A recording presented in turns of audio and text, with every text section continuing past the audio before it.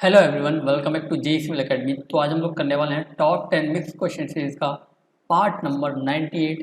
इस सीरीज में हम लोग हर एक क्वेश्चन को डिटेल में सॉल्व करेंगे और साथ ही उससे रिलेटेड इंपॉर्टेंट क्वेश्चन भी आपको कराए जाएंगे और लास्ट में आपसे क्वेश्चन पूछा जाएगा, उसका आंसर आपको कमेंट बॉक्स में कमेंट करके बताना है कि क्या उसका सॉल्यूशन होने वाला है। और एक चीज़ मैं लास्ट में बताऊंगा जब क्वेश्चन सॉल्व करवाऊंगा, जो आप लोग गलती करते हो उसके बारे में। ओके, चाहे वो कोई भी एग्जाम हो, चाहे यूपीपीएससी जिसका रिक्रूटमेंट अभी आने वाला है, एसएससी जेई, बड़ी भर के वैकेंसी निकलेंगी इस बार और रेलवे का सबको इंतजार है ही, है ना। तो चलिए बढ़ते हैं वर्तमान क्वेश्चन की ओर। ये मेरे बारे में कुछ इन्फॉर्मेशन है। I done BTech plus diploma selected in this exam and multiple times GATE qualified. पहला क्वेश्चन पढ़ते हैं। Solidification of molten magma at the surface of the earth result in the formation of. देखो, हमेशा आपको कीवर्ड पकड़ना पड़ता है जिसके बिहाफ पे हमको आंसर करना है। यानी कि यहाँ पे कीवर्ड क्या है? At the surface of the अर्थ। अच्छा, तो मैग्मा है, जनरली हम लोग जानते हैं कि वो इग्नियस रॉक बनाता है, हाँ या ना? हाँ सर। इसमें भी दो पार्ट्स होते हैं, एक होता है एक्सट्रूसिव, एक होता है इंट्रूसिव, दो में डिवाइड है ना। अच्छा, अब ग्राउंड लेवल के ऊपर यानी बाहर बन रही है रॉक तो उसको एक्सट्रूसिव कहेंगे, अंदर बन रही है तो उसको इंट्रूसिव कहेंगे। ठीक है, अब एक्सट्रूसिव में क्या है आपका? बेसाल्ट, ट्रैप, ठीक है। और एक्सट्रूसिव रॉक का दूसरा नाम क्या है? वोल्केनिक रॉक, ये भी इंपॉर्टेंट याद रखना। इंट्रूसिव में क्या है? प्लूटोनिक रॉक होती है इंट्रूसिव में। एग्जाम्पल क्या है? ग्रेनाइट और पिग्मेटाइट। ठीक है, अब क्या हो रहा है? सरफेस पे बन रहा है, सरफेस पे बन रहा है यानी कि बाहर बन रहा है, बाहर यानी एक्सट्रूसिव, एक्सट्रूसिव यानी कि ग्रेनाइट, ग्रेनाइट तो इंट्रूसिव होती है। बहुत से बच्चे ग्रेनाइट ला के चले आते हैं, जो कि गलत है। सेडिमेंट्री रॉक, सेडिमेंट्री रॉक और मेटामॉर्फिक रॉक दोनों बनती है, लेकिन सेडिमेंट्री क्या है? वीदरिंग से बनती है एग्जिस्टिंग रॉक की, यानी कि जो पहले से रॉक बनी हुई है उसका वीदरिंग डिकम्पोजिशन होता है, वो वीदरिंग में हो, यानी केमिकल हो या फिजिकल हो, दोनों में से बनता है। ठीक है, मेटामॉर्फिक क्या? प्री एग्जिस्टिंग रॉक, यानी पहले से जो रॉक बनी है उस पर एक्सेसिव हीट एंड प्रेशर के कारण जो रॉक बनती है उसको मेटामॉर्फिक रॉक बोलते हैं। तो ये भी नहीं है। ठीक है, बेसाल्ट, हाँ, यही एक्सक्लूसिव रॉक होती है हमारी, क्योंकि बोला है at the surface of the earth. तो आंसर हो गया option number D is the right answer. Clear? अच्छा, peak factor for about 2 lakh population is. देखो, अगर मैं यहाँ बोलूँ पॉपुलेशन, यहाँ बोलूँ पीक फैक्टर, इंपॉर्टेंट है, याद रखना। तो देखो कैसे टेबल बनेगी इसकी। अगर आपका less than equal to 50K है, इसको क्या स्मॉल टाउन बोलेंगे, स्मॉल टाउन में। और 50K से लेके 2 लाख है और ग्रेटर देन 2 लाख है, तो ये कैसे चलता है? ऐसे चलता है 3, 2.5, 2। अब यहाँ बोल रहा है अबाउट 2 लाख, अबाउट 2 लाख यानी ये वाला केस, ये वाला केस यानी कि 2। तो आंसर को option number A is the right answer. ठीक है ना। अब 2 लाख का पूछे, ये नहीं कि हमेशा 2 लाख वाले पूछेगा, तो अपने को टेबल की नॉलेज होनी चाहिए। अब ये टेबल का क्या करना है? इस टेबल को आपको उठा के अपनी शॉर्ट नोट्स में ऐड करना है, पूरी की पूरी टेबल को, और इसको ऐसे ही याद करना है जैसे मैंने सुकेत में लिखा है। और मेरा लिखने का तरीका यही होता है कि चीज़ों को इस तरह स्ट्रक्चर में लिखो कि बेस्ट से बेस्ट आउटपुट लिया जा सके, है ना। चलो अगला देखते हैं। If no organic matter present in the water, BOD of water will be. अच्छा, पहले बात, बीओडी क्या है? बीओडी है क्या? बीओडी क्या है? Bio chemical oxygen demand. ठीक है, यानी कि कितनी ऑक्सीजन की रिक्वायरमेंट है ऑर्गेनिक कंटेंट के डिकम्पोजिशन के लिए, हाँ या ना? हाँ सर, ये बात तो आपने सही बोली। अच्छा, सीओडी किससे रिलेटेड करता है? COD BOD plus inorganic content के साथ डील करता है। तो यहाँ बोला बीओडी, बीओडी यानी कि ऑर्गेनिक कंटेंट, यानी कि ऑर्गेनिक कंटेंट को खत्म करने के लिए मुझे कितनी ऑक्सीजन की नीड है। लेकिन यहाँ क्या कह रहा है? No organic matter present. भाई ऑर्गेनिक मैटर प्रेजेंट ही नहीं है तो मुझे ऑक्सीजन की नीड नहीं होगी। जब ऑक्सीजन की नीड खत्म होगी तो बीओडी क्या हो गया? जीरो हो गया, है ना। ये थोड़ा समझाने में टाइम लग गया, अदरवाइज सीधा फंडा है। और कि बीओडी डायरेक्टली प्रोपोर्शनल होगा ऑर्गेनिक कंटेंट के। अगर जितना ज़्यादा ये होगा उतना ज़्यादा ये होगा, कंक्लूजन इसका ये निकलता है ना। चलो, तो आंसर हो गया ऑप्शन नंबर ए इधर राइट आंसर। अगला देखते हैं 1 degree of curve is equivalent to. अच्छा, अब 1 डिग्री ऑफ कर्व की बात करूँ तो 1146 होता है अपन आर, जब लेंथ क्या हो 20 मीटर हो। अगर चेन की लेंथ 30 मीटर है तो कितना होता है 1719.12 डिवाइड बाई आर ये होता है। इसको लगभग बोलते हैं हम लोग 1720 अपन आर, ये 30 मीटर के लिए होता है। अब देखो यहाँ पे 1146 वाला हम लेते भी नहीं है और बाय डिफ़ॉल्ट यही यूज़ करते हैं, है ना। एक चीज़ होती है बाय डिफ़ॉल्ट, सेटिंग होती है ना बाय डिफ़ॉल्ट, यानी कि जैसा था वैसा कर दो। इसका मतलब है कि अदर कुछ नहीं बोला तो ये वाला केस हम लोग यूज़ करेंगे 30 मीटर वाला, क्योंकि यहाँ 1146 है ही नहीं तो मान लो 30 मीटर वाला यूज़ होने वाला है, यानी कि ये कैंसिल ये कैंसिल। अब इन दोनों में डाउट है, और डाउट जब ये आता है तो जो ज़्यादा क्लोज होता है, यानी कि जो 20 है 1720 और 1700 और 1750 दोनों में से क्लोज किसके पास है, इसी के पास क्लोज है ना, तो आंसर क्या होगा ऑप्शन नंबर बी इधर राइट आंसर। ठीक है ना, ऐसे हम लोग क्वेश्चन को डील करते हैं जहाँ फंस जाते हैं, है ना। अच्छा अगला देखो, for granular soil with increasing word ratio critical hydraulic gradient is. अब देखो मैंने फॉर्मूला बताया था कि ICR क्या होता है G-1/1 + E, ये इसी को क्या बोलते हैं क्रिटिकल हाइड्रोलिक ग्रेडियंट बोलते हैं। ठीक है सर। अच्छा इसके फॉर्मूला को कैसे लिख सकते हैं, gamma submerge by gamma W बराबर डेल्टा H/L। हाइड्रोलिक ग्रेडियंट यही तो होता है डेल्टा H/L, तो एक मेजर फॉर्मूला बन गया। अब कैसे बना ये वाला फंडा कैसे है मैंने पहले बताया था, फिर से बताता हूँ। गामा सबमर्ज का फॉर्मूला क्या होता है G-1/1 + E into gamma W। इसको ऐसे लिख दिए gamma submerge upon gamma W equal to G-1/1 + E, तो ये IC का फॉर्मूला ही बन गया ना। तो कुल मिला के ICR का फॉर्मूला याद रखना, G-1/1 + E equal to G-1, इसको 1 - n भी लिख सकता हूँ, equal to gamma submerge upon gamma W equal to delta H/L। देखो मैं जब पढ़ाता हूँ ना, जब मेरे कोर्सेज जो मैं अभी प्लान कर रहा हूँ, ठीक है, टाइम लगेगा बहुत, अब कितने टाइम बाद आएंगे कुछ कह नहीं सकते। जब भी मैं पढ़ाऊँगा, जब भी मैं कोर्स लॉन्च करूँगा तो ऐसे नहीं पढ़ाऊँगा ये वाला, इतना डीपली लेके जाएंगे और इसमें भी और डीप लेके जा सकते हैं, है ना।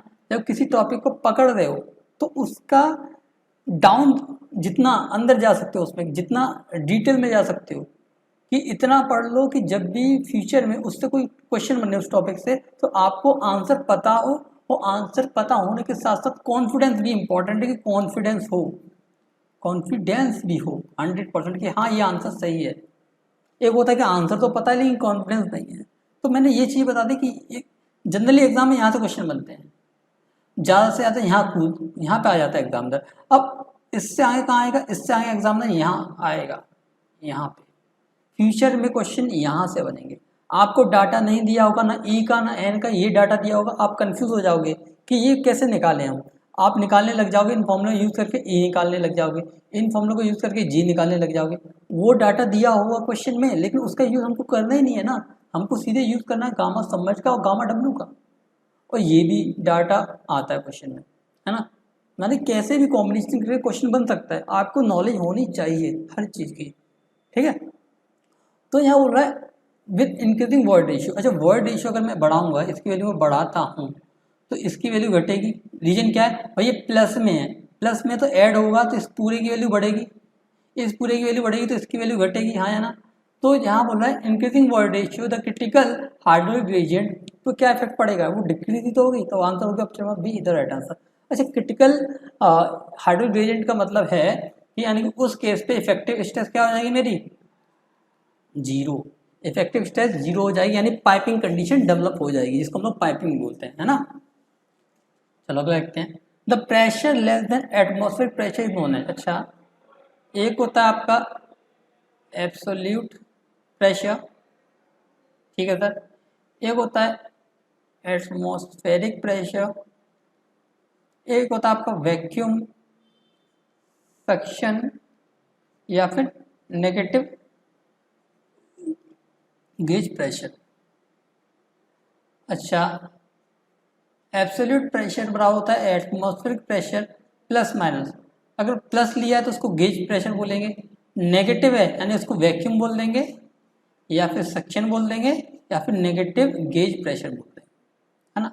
तो यह बोला नेगेटिव, नेगेटिव का मतलब वैक्यूम भी हो गया, सक्शन भी हो गया, ठीक है, और नेगेटिव है वैक्यूम सक्शन तीनों हो गया, यानी कि option number B all option are correct. Okay, अच्छा अगला देखते हैं question. A rectangular beam of width 200 mm, effective depth 300 mm is subjected to the limit state of shear 80 kN and torsional moment of 6 kN, the equivalent value of shear will be। देखो equivalent value shear force की दो case में होती है, एक moment के case में, एक टॉर्क के केस में। यहाँ पे मोमेंट के केस में बात कर रहा है, सॉरी टॉर्क के केस में बात कर रहा है, तो उसका फॉर्मूला क्या होगा, V u plus 1.6 T u upon b. V u कितना है 80 किलो न्यूटन, यूनिट का ध्यान रखना, प्लस 1.6 टी यू कितना है आपका 6 किलो न्यूटन मीटर, ठीक है। तो बी विड्थ को हम लोग मीटर में रखेंगे 0.2, 2 से ये आएगा 8 बार 8 6 48, 80 प्लस 48 तो क्या आएगा 8 8 4 12 182 किलो न्यूटन आएगा, यानी 182 किलो न्यूटन, यानी option number A is the right answer. Clear है? ओके चलो अगला देखते हैं। Which of the following statement is correct regarding critical state of flow. Critical state of flow के रिगार्डिंग कौन सा स्टेटमेंट सही है चैनल में, ठीक है। ए देखते हैं specific energy minimum for given discharge, ठीक है। बी देखते हैं स्पेसिफिक एनर्जी मैक्सिमम, मैक्सिमम नहीं होती मिनिमम होती है, तो ये गलत हो गया। Fraud number is greater than 2, 2 नहीं होता, इक्वल टू 1 होता है। डिस्चार्ज मिनिमम, डिस्चार्ज तो मैक्सिमम होता है ना, मैक्सिमम डिस्चार्ज के लिए डिजाइन करेंगे, मिनिमम के लिए कौन डिजाइन करता है भाई, है ना। तो ऑप्शन ए करेक्ट है, specific energy minimum for a given discharge, है ना। तो आंसर हो गया option number A is the right answer. अच्छा अगला देखते हैं। The change that take place during the process of consolidation of a saturated clay would include. देखो क्या होता है, अगर आपने टर्जाई का स्प्रिंग एनालॉजी वाला कॉन्सेप्ट पढ़ा है, ठीक है, उसमें क्या होता है, स्प्रिंग होती है, ऐसे करके समझा देता हूँ, और इसमें वाटर भी होता है, एकदम एक प्रेशर लगाता है टोटल प्रेशर, ठीक है। तो सडनली क्या होता है कि जो प्रेशर आता है वो एकदम वाटर ले लेता है सडन एकदम, तो टोटल स्ट्रेस बराबर क्या होता है इफेक्टिव स्ट्रेस प्लस पोर वाटर प्रेशर। फर्स्ट केस में एट टी बराबर 0, यानी एकदम मैंने लोड लगाया ही है, तो इफेक्टिव स्ट्रेस बराबर क्या होता है पोर वाटर प्रेशर के प्लस 0, यानी कि इफेक्टिव स्ट्रेस 0 होती है, ठीक है। लेकिन at T equal to infinite, यानी बहुत लंबा टाइम हो गया, तो पोर वाटर प्रेशर क्या हो जाता है 0 हो जाता है, और इफेक्टिव स्ट्रेस सॉरी जो टोटल स्ट्रेस है वो इफेक्टिव स्ट्रेस के बराबर हो जाती है। अच्छा लेकिन इन दोनों के बीच में टी लेस देन इन्फाइनाइट और ग्रेटर देन 0 क्या होता है, total stress pore water pressure plus decrease in pore water pressure effective plus increase in effective stress होता है।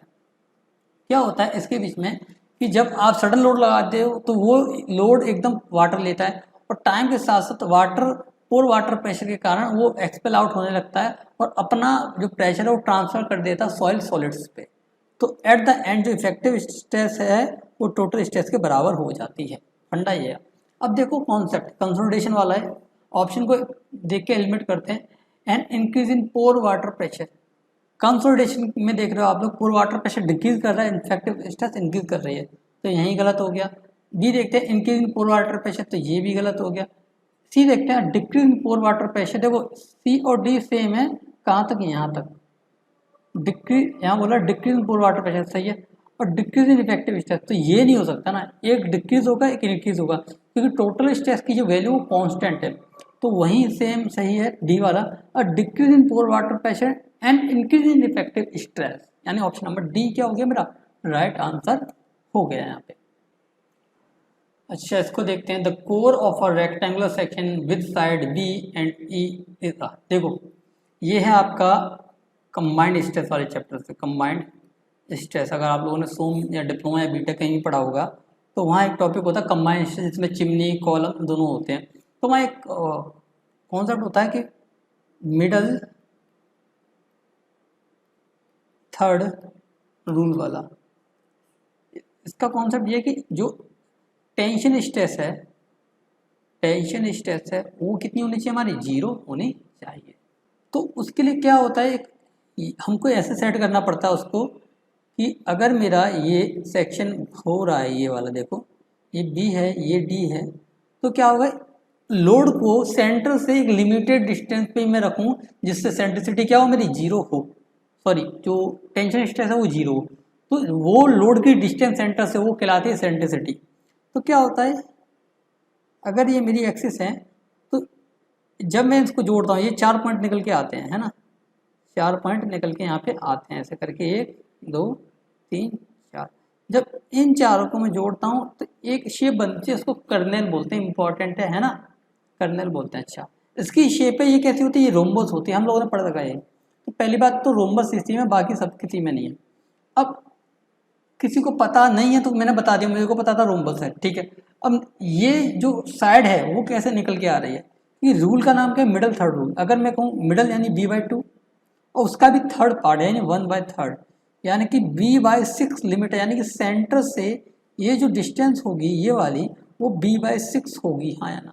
लेकिन पूछ क्या रहा है, साइड पूछ रहा है, साइड पूछ रहा है। जब b/6 अगर मैं यहाँ निकालूं कि ये ऐसे करके इसको निकालूं, ये सेंटर O हो गया हमारा, तो ये वाला जो पोर्शन है ये b/6 है, और ये वाला पोर्शन इसी तरह क्या हो जाएगा, d/6 हो जाएगा, और ये मेरी साइड हो जाएगी जिसको मैं x मान लेता हूँ, हाँ या ना।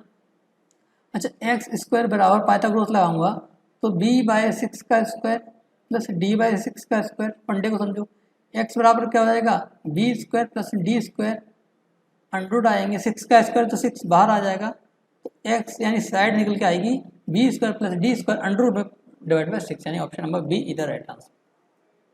ठीक है, तो इस तरह ये चीज़ निकल के आती है। अब देखते हैं क्वेश्चन का सॉल्यूशन, जो पिछली वीडियो का क्वेश्चन था। अब देखो, एक बच्चे ने कमेंट किया कि सर मुझको इसके बारे में कोई आइडिया नहीं है। अब देखो क्या होता है, अप्रोच का डिफरेंस है थोड़ा। एक चीज़ है, देखो कहीं आप क्वेश्चन पे अटक गए, क्वेश्चन फंस गया, क्या मेरे से बन नहीं रहा, तो दो अप्रोच हो सकती है कि आप ट्राई करो, ठीक है, या फिर लीव छोड़ दो। तो ये वाली अप्रोच मेरे को खराब लगती है, ठीक है। यहाँ ट्राई में भी दो अप्रोच आती है कि आपने ट्राई किया जितना ट्राई कर सकते थे और कांट फाउंड सॉल्यूशन, सॉल्यूशन आपको नहीं मिला, तो यहाँ तक इसको मैं सही मानता हूँ।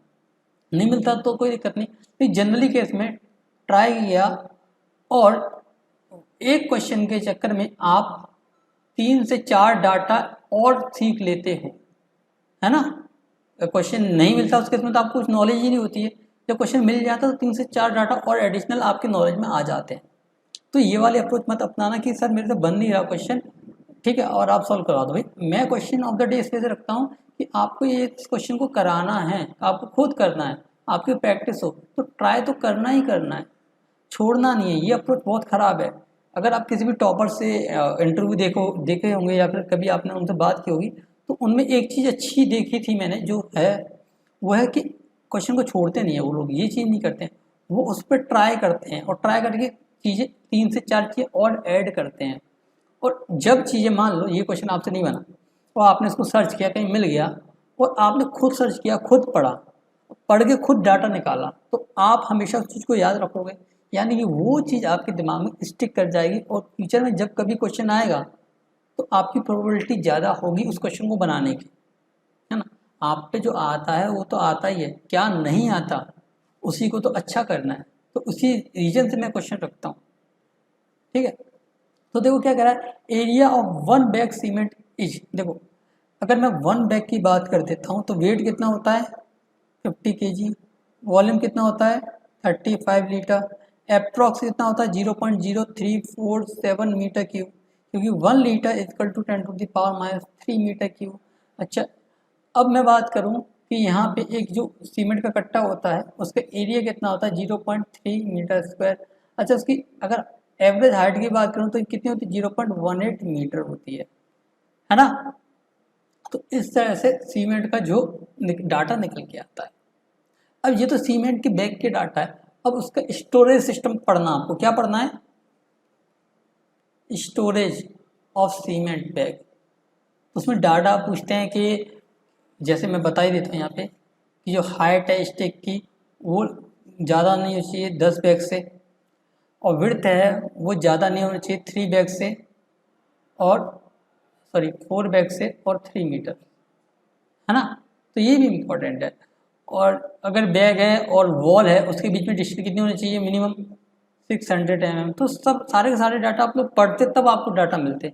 अब क्या करना है, जब कुछ समझ में नहीं आ रहा, मैं अप्रोच बता रहा हूँ, ठीक है, टीचर बताते हैं या नहीं बताते मुझे नहीं पता, लेकिन मैं जो अप्रोच बता रहा हूँ, कुछ समझ में नहीं आ रहा, नेट है आपके पास, इंटरनेट पे जाओ, टाइप करो stories of cement IS code, IS code बताएगा ये IS कोड है, उस IS कोड को डालो, उसमें पढ़ो।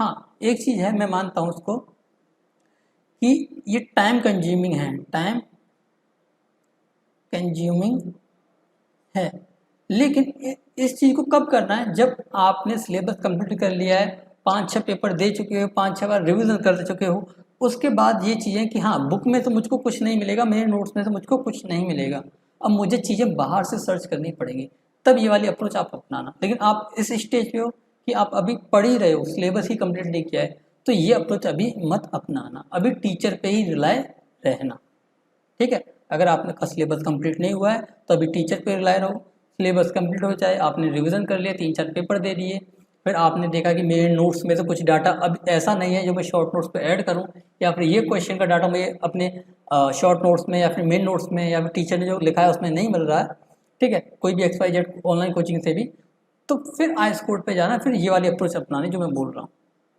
है ना। और ये वाली अप्रोच अपनानी पड़ती है एट द एंड, तो यहीं से आपका सिलेक्शन होगा, है ना। कि IS कोड एक ऐसा चीज़ है जहाँ से आपको ऑथेंटिकेशन इन्फॉर्मेशन मिलती है, वहाँ पे गलत नहीं होता है, तो उस पर रिलाय हम लोग कर सकते हैं, लेकिन उसका भी लेटेस्ट वर्जन ही देखना, है ना। तो इसका आंसर होगा ऑप्शन नंबर बी, इधर राइट आंसर। अब देखते हैं क्वेश्चन ऑफ द डे, इसका आंसर आपको क्या करना है, कमेंट करके बताना, सिंपल क्वेश्चन है, साथ साथ इसका लॉजिक बताना कि ये हमको करना क्यों पड़ता है, कर तो रहे, करना क्यों पड़ता है, ऐसी क्या जरूरत पड़ी कि ये हमको करना पड़ेगा।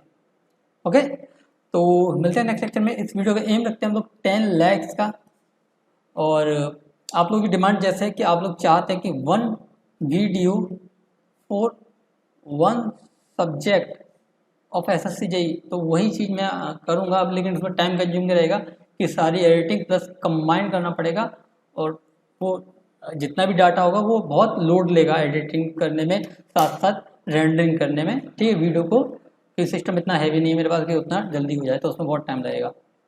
ओके, आई होप कि वो कंटेंट भी आपको बहुत अच्छा लगेगा, लेकिन एक चीज़ की कमी है, मैं कह देता हूँ सीधे, ठीक है, कोई दो राय नहीं है इसमें, कि भाई शेयर करो सिर्फ ओनली 1 फ्रेंड,